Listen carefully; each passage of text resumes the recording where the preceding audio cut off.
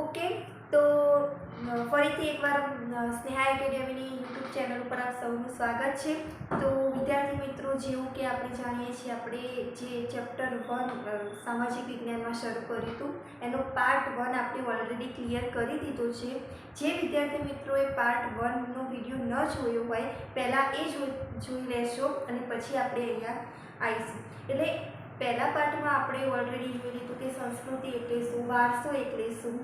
હવે આજે આપણે જે પાર્ટ 2 જોવા જઈ રહ્યા છીએ એમાં આપણે જોઈશું કે જે પ્રાચીન સમયમાં જે અન્ય દેશની પ્રજાઓ આપણા દેશમાં આવી સ્થાયી થઈ, તો એમને આપણા ડેવલપમેન્ટમાં શું પાર્ટિસિપેટ કર્યું, કઈ રીતે એમને તેમનું યોગદાન આપ્યું અને એમના આવવાથી અને અહીંયા રહેવાથી આપણે લાઈફમાં શું ચેન્જીસ થયા, આપણી સંસ્કૃતિમાં શું પરિવર્તન આવ્યું એ જોઈશું। તો ચાલો મિત્રો આપણે જોઈએ। ઓકે, તો જે સૌથી પહેલી પ્રજા આવી હતી એ હતી નેગ્રીટો, કે જેને હબસી પ્રજા તરીકે પણ ઓળખવામાં આવે છે। એટલે અહીંયા એક માર્ક્સનો ક્વેશ્ચન એવો બી પૂછાઈ શકે કે નેગ્રીટો પ્રજાને અન્ય કયા નામથી ઓળખવામાં આવે છે? તો વિદ્યાર્થી મિત્રો, આપણે યાદ રાખીશું કે નેગ્રીટોને અન્ય હબસી પ્રજા તરીકે પણ ઓળખવામાં આવે છે। ઓકે, એ ભારતના સૌથી પ્રાચીન નિવાસીઓ હતા। અહીંયા એક માર્ક્સનો મોસ્ટ આઈએમપી ક્વેશ્ચન થશે કે ભારતના સૌથી પ્રાચીન નિવાસીઓ કયા હતા? તો આપણે યાદ રાખીશું નેગ્રીટો અથવા તો હબસી। હવે આપણે એમની શારીરિક વિશેષતા જોઈએ કે એ કેવા દેખાતા હતા। તો શ્યામવર્ણ મતલબ કે બ્લેક હતા, બીજું 4 થી 5 ફૂટ ઊંચા હતા, વાંકડિયા વાળ ધરાવતા હતા, જેવું કે તમે અહીંયા પિક્ચર્સમાં જોઈ શકો છો કે નેગ્રીટો પ્રજાનું એક એક્ઝામ્પલ કે વાંકડિયા વાળ છે, 4 થી 5 ફૂટ ઊંચા અને કોમ્પ્લેક્શન એમનો જે કલર છે એ બ્લેક છે। માર્ક, હવે એ કયા રસ્તેથી ભારતમાં આવ્યા હતા એ ખાસ આપણે યાદ રાખવાનું રહેશે। તો મિત્રો, તેઓ આફ્રિકામાંથી આવ્યા હતા, પણ વાયા બલુચિસ્તાન। અહીંયા આપણે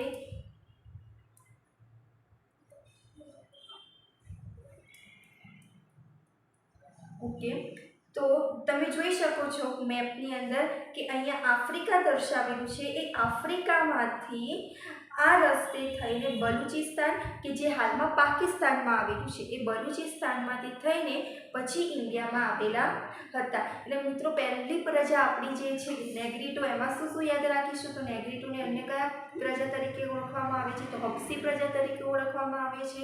એમનો જે દેખાવ હતો, શારીરિક વિશેષતા શું હતી એ આપણે યાદ રાખીશું કે શારીરિક વિશેષતામાં શ્યામવર્ણ, 4 થી 5 ફૂટ ઊંચા, વાંકડિયા વાળ, અને આપણે એક પિક્ચર્સ બી જોઈ લીધું એટલે તમને કમ્પ્લીટ ખ્યાલ આવી ગયો હશે કે એકચ્યુઅલી એ કેવા લાગતા હતા અને કયા રસ્તેથી ભારતમાં આવ્યા હતા। તો ક્યાંથી ભારતમાં આવ્યા હતા? તો મિત્રો, યાદ રાખીશું કે એ આવ્યા હતા આફ્રિકામાંથી, પરંતુ વાયા બલુચિસ્તાન। અહીંયા તમે ક્લિયરલી મેપમાં જોઈ શકો છો કે આફ્રિકા, બલુચિસ્તાન, જેમ મેં કીધું એમ કે તે હાલ બલુચિસ્તાન છે તે પાકિસ્તાનમાં આવેલું છે અને તે એ રીતે ઇન્ડિયામાં આવેલા હતા। ઓકે, હવે સેકન્ડ પ્રજા આપણે જોઈએ ઓસ્ટ્રેલિયન। હવે એમની શારીરિક વિશેષતા શું હતી, એમના કૌશલ્યો શું હતા, એ હાલમાં કયા સ્થળે જોવા મળે છે, એ તમામ માહિતી આપણે મેળવીશું। તો શારીરિક વિશેષતાઓ જોઈએ એના પહેલાં અહીંયા એક પિક્ચર આપેલું છે એ જોઈએ અને કમ્પેર કરીએ કે શ્યામવર્ણ, ઓકે, તો એ જે આપણે નેગ્રીટો જોયા એના જેવી રીતે શ્યામવર્ણના હતા, લાંબુ અને પહોળું માથું, બંને લાંબુ અને પહોળું માથું એમની વિશેષતા। અને તમે પિક્ચરમાં જોઈ શકો છો કે જે આ માણસ છે એનું નાક કેવું છે? ચપટું, એટલે ચપટું નાક, અને કદમાં કેવા હતા? ટૂંકા કદના હતા। અને જે આપણે નેગ્રીટો જોયા એ કદમાં 4 થી 5 ફૂટ ઊંચા હતા। એટલે એ ખાસ યાદ રાખીશું। ક્યાંથી આવ્યા હતા? તો આ અગ્નિ એશિયામાંથી આવ્યા હતા મિત્રો। અગ્નિ એશિયા એટલે કે જાપાન, ચીન એ સાઈડનો જે આખો એરિયા છે એ અગ્નિ એશિયા આવશે। તો એ અગ્નિ એશિયામાંથી ભારતમાં આવેલા હતા। એના પછી એમના કૌશલ્યો જોઈએ, મતલબ કે આપણે પહેલો જ આપણો ટોપિક હતો કે જે આ અન્ય દેશમાંથી બીજી જે પ્રજાઓ આવી એમને આપણને શું શીખવાડ્યું, તો એ પોતે માટીના વાસણો બનાવતા હતા, એટલે માટી જે કલા હતી આપણા દેશમાં એ આમના કારણે વિકાસ પામી હશે એવું આપણે કહી શકીએ. એક મિનિટ. હા, પછી સુતરાઉ કાપડનું વણાટ કામ કરતા હતા. આપણે જે પહેલાં કપાસ હતું એને વણાટ કામ કરીને જે સુતરાઉ કાપડ આખું જે તૈયાર થતું હતું એ કૌશલ્ય એ આ પ્રજાનું હતું, અને ઘણી બધી ધાર્મિક માન્યતાઓ પણ આ પ્રજા ધરાવતી હતી. એના પછી આ જાતિ હાલમાં ક્યાં જોવા મળે છે, તો આ જાતિના કેટલાક લક્ષણો આપણે અસમ, નિકોબાર અને મ્યાનમારની ઘણી પ્રજાઓમાં આ જાતિના લક્ષણો જોઈ શકીએ કે શારીરિક જે દેખાવ હોય એ મળતો આવતો જોવા મળે છે, એટલે એ પણ આપણે ખાસ યાદ રાખીશું. ઓકે વિદ્યાર્થી મિત્રો, હવે આપણે મોસ્ટ આઈએમપી પ્રજાની વાત કરવા જઈ રહ્યા છીએ, દ્રવિડિયન પ્રજા. હવે દ્રવિડિયન પ્રજાની આપણે ખાસ વિશેષતાઓ, કૌશલ્યો એ જોઈશું.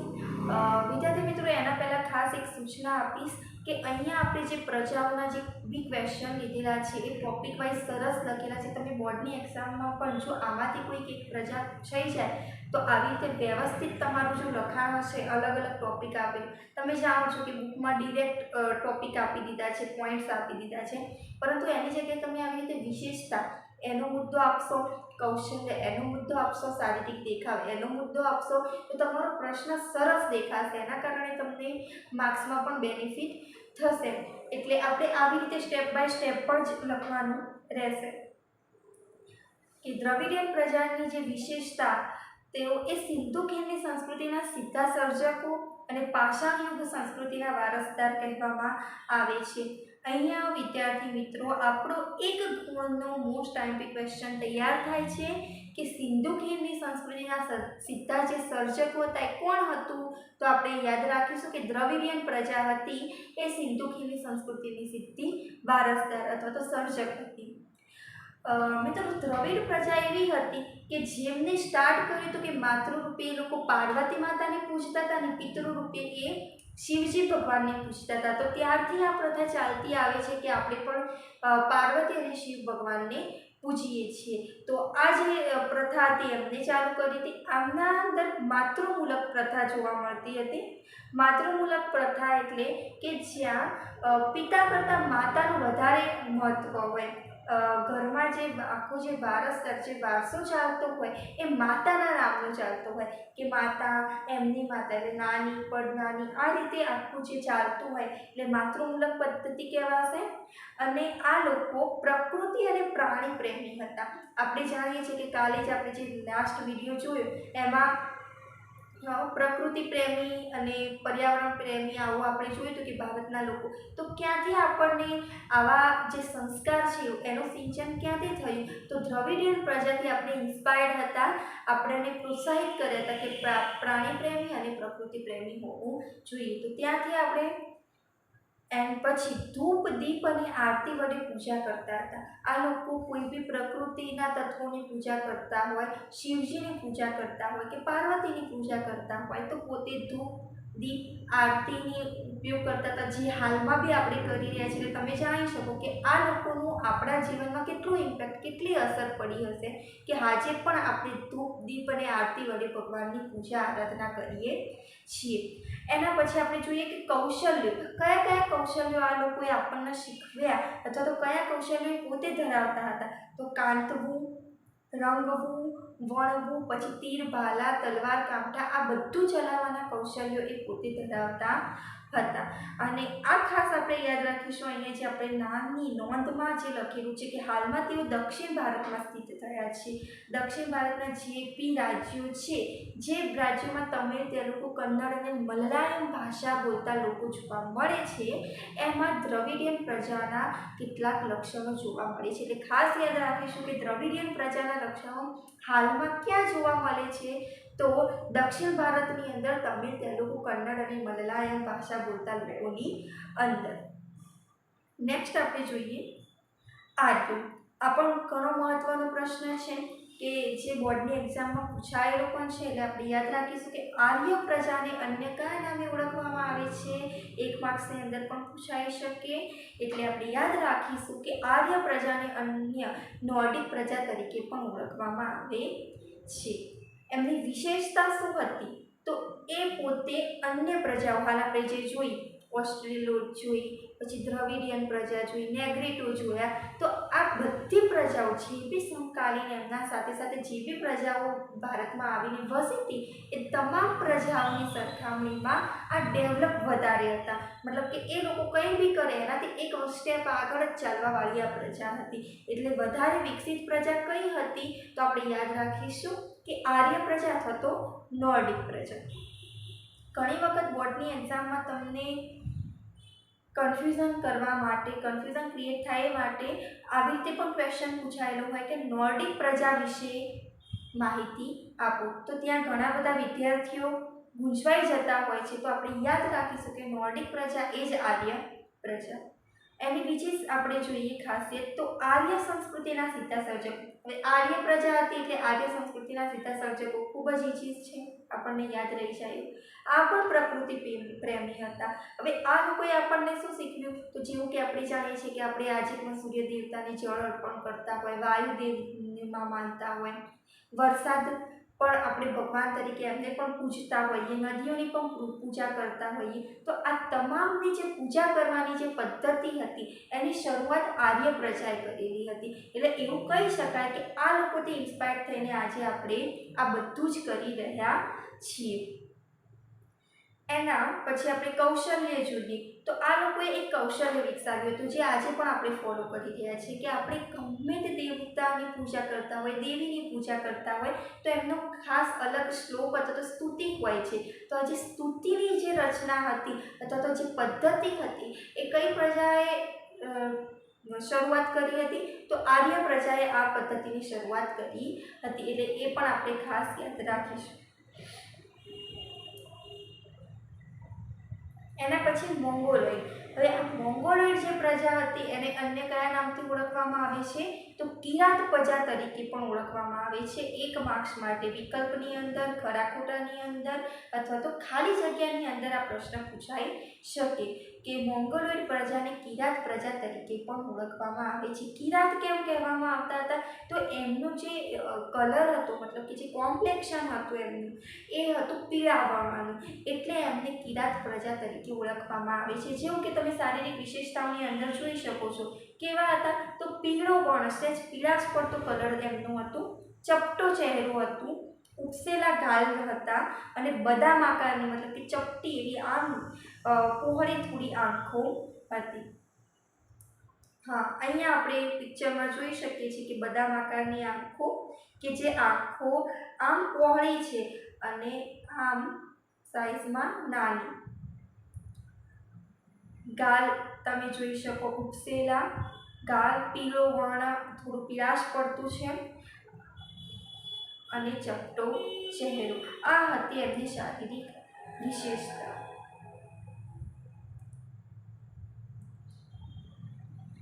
હા, તો આપણે કિરાત પ્રજા ક્યાંથી આવી હતી એ પણ જોઈ લઈએ.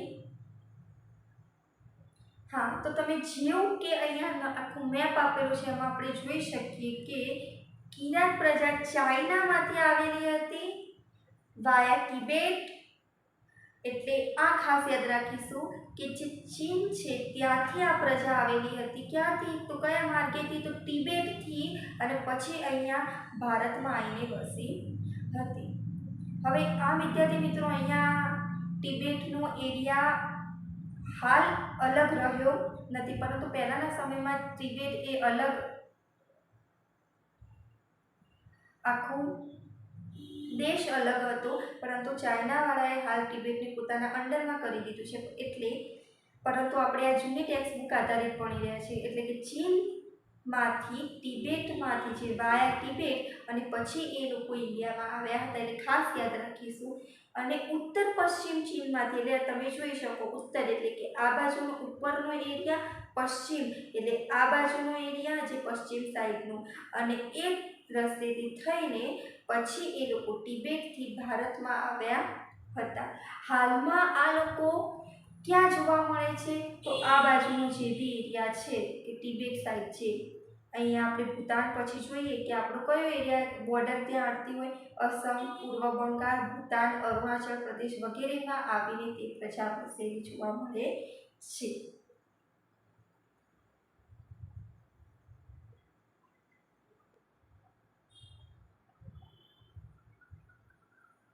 ઓકે વિદ્યાર્થી મિત્રો, તો આજે આપણે જે પ્રજા વિશે માહિતી લીધી કે કઈ પ્રજા ક્યાંથી આવી હતી, તો એ તમામે તમામ પ્રશ્નો ખૂબ જ અગત્યના છે. એક માર્ક્સની અંદર આ પ્રજાઓ વિશે પ્રશ્ન પૂછાઈ શકે, અથવા તો જે દ્રવિડિયન પ્રજા હતી તો આર્ય પ્રજા હતી, એ આખો પ્રશ્ન 2 ગુણનો પણ પૂછાઈ શકે. એટલે ખાસ ધ્યાનમાં રાખવું, એમનો શારીરિક વિશેષતાઓ જે હતી એ યાદ રાખવી, એના પછી એમનું કયા પ્રદેશમાંથી આવ્યા હતા અને કયા કયા કૌશલ્યો ધરાવતા હતા, એ જે ટોપિક વાઇઝ આપણે જે સ્ટડી કર્યું એમ કમ્પ્લીટ તમે નોટ બનાવી શકો છો. અને એ જ રીતે જો તમે બોર્ડના અંદર પણ લખો સરસ પોઈન્ટ્સ આપીને, તો તમે વધુ માર્ક્સ મેળવી શકો છો.